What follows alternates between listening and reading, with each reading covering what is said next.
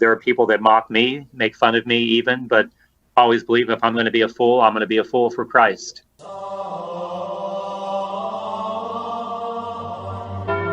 Hi, thanks for tuning in to another video on Armor of God. If there's something that many Catholic exorcists keep on saying over and over again, be it during their lectures or interviews, you'll always hear them talk about Mary and her role in spiritual warfare. Of course, this is something that's quite alien to non-Catholics, and I'm sure there will be those who think that these exorcists somehow place Mary above Jesus, which is of course ridiculous. I've shared many times in previous videos explaining why the devil is afraid of Mary and why the devil hates Mary, so I'm not going to explain it again in this video.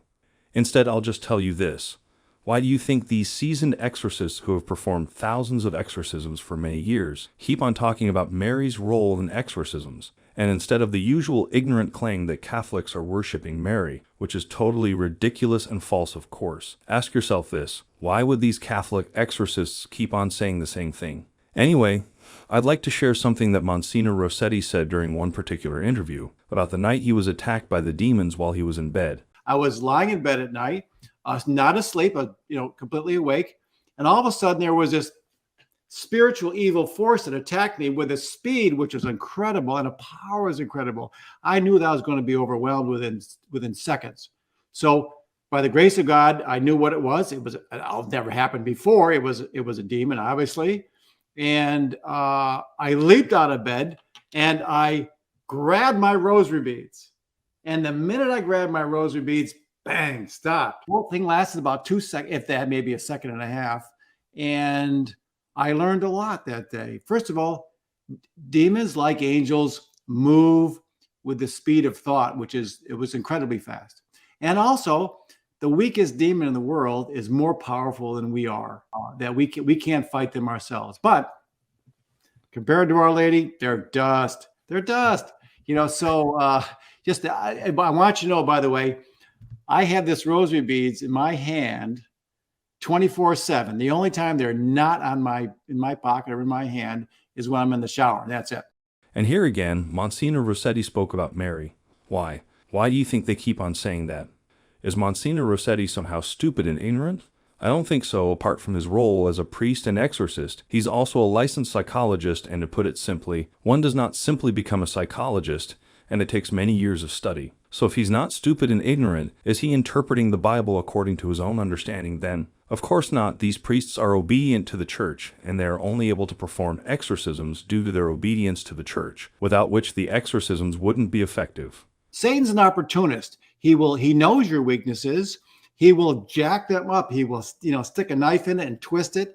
And so most of the cases we have, especially the tough cases, we will have the person in some sort of healing work, some sort of psychotherapy with a Catholic therapist, and some prayers of deliverance as well. And usually the combination are most effective. Before I end this video, there's something that I'd like to share with you that makes me quite speechless. I thought I've seen a lot of crazy stuff by now. I'm sure some of you have read about this somewhere. A British woman is seeking an exorcism to escape her ghost husband who killed their marriage. The woman, whose real name is Elena Salter, claimed to marry a Victorian-era spirit named Eduardo on Halloween last year in an abandoned church. And according to her, the ceremony had an open invite to the living and the dead, which saw the likes of Marilyn Monroe, Elvis, and Henry VIII arrive at the chapel.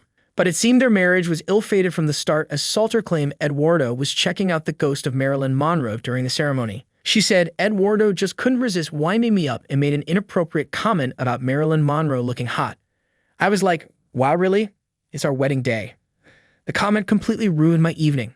And then there was the honeymoon. During the trip, Salter began to see right through her husband as he began all sorts of mischief.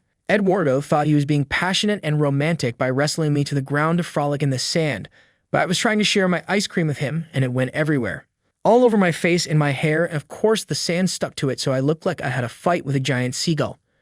She added that she had to pay for Eduardo's alcoholic binging habits as he did not have any earthly money. And seeking help from a psychic didn't help either, as her husband took negatively to her asking him to take their relationship seriously. The couple's relationship has turned cold as Salter claims that her husband has been stalking and haunting her with sounds of a crying baby. She admitted that she did not want to give up on her marriage but was at the end of her tether, realizing her marriage with Eduardo is dead. Anyway, Enough with the story of this woman and her ghost husband, but I just thought it's something interesting to share with you in this video. Now for the last part of this video, I'll share this audio clip of Father Vincent Lampert, and what he said here really makes me even more enthusiastic sharing more of him in future videos. There was a period of time when maybe even talking about the devil was downplayed. Again, those are people that believe that somehow evil was something of our own making, humanity's inhumane treatment to one another. But the church has always clearly and consistently taught that evil is personified in what we call the devil and his demons.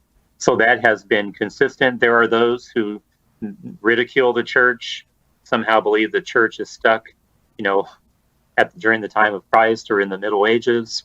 There are people that mock me, make fun of me even, but always believe if I'm going to be a fool, I'm going to be a fool for Christ.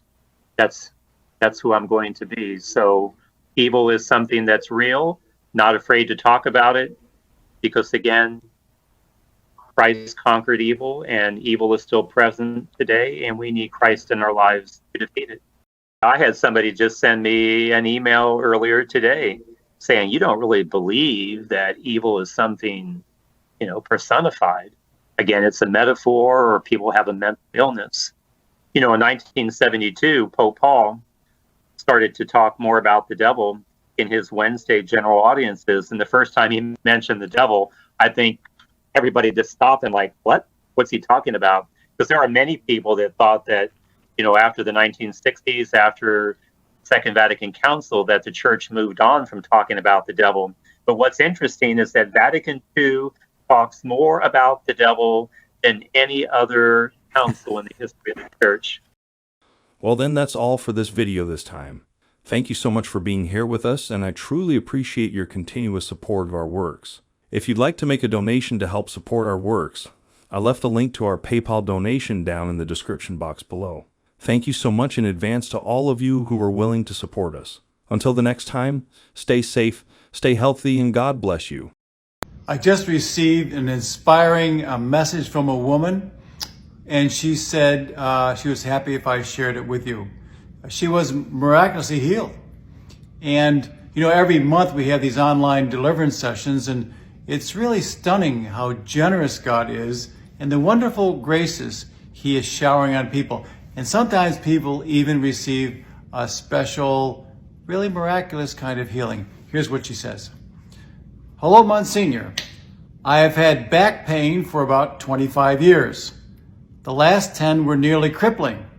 I woke up in pain, having to immediately use heating pads and during the day as well, especially at my job. At the end of the day, I was on ice packs. If I turned in bed, I was in pain, sometimes yelling out. At times, I tried taking 800 milligrams of Advil, which brought no relief. Now, the morning after our deliverance session, my pain was totally gone and still is. It was a shock because I mentioned my back during the prayer, truly just in passing during the session. I had more urgent issues than my back. I wasn't concerned about it. I've always asked God if my pain could please be taking the pain away from a child suffering from cancer. So I was okay with the pain. Why my little concern about my back was dealt with, I don't know why.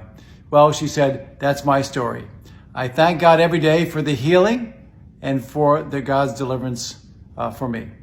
I also thank Holy Mother Mary, the angels and saints. God bless and protect you. Thank you for sharing and for letting us share your story.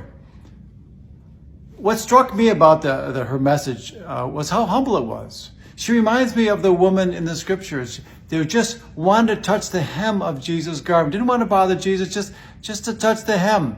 It would be enough. And she was healed. Courage, daughter. Your faith has saved you and healed you.